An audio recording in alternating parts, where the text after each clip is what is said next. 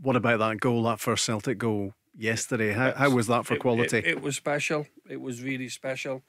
You think about it, the pass from Jota, it's through the eye of a needle. It's the perfect weight. He's kept himself onside, Kyogo, and he's sort of angled his body where he's let the ball run across him, and his first touch out of his feet is perfect, and then he's got the decision making.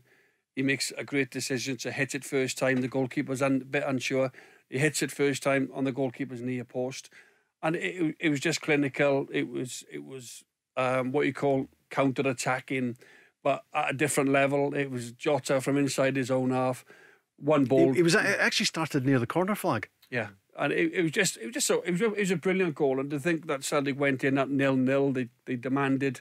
They'd played more. They played better football in the first half, although Ferencvaros had a couple of moments themselves. So that was the opening goal that put Celtic 1-0, and after that they just needed that goal to settle. And everybody then wanted the ball. The chances came, but it was that bit of quality that Kyogo brings out. I've been immensely impressed with him. I really have, and it just showed 3 or 4 weeks ago, Rob, when he wasn't in the team. You know, Celtic's results weren't quite there. They were creating chances, but they just didn't have that cutting edge. You know, that somebody who can get you goals. And just going to go back to Morelos there, the reason why maybe Rangers drew at the weekend, and maybe they've drew a couple of games, lost, not doing as well as they did last season, is because Morelos has been Rangers' go-to man for a couple of seasons now. Yeah. And he's still their go-to man, and he's just having a little bit of a barren spell in front of goal.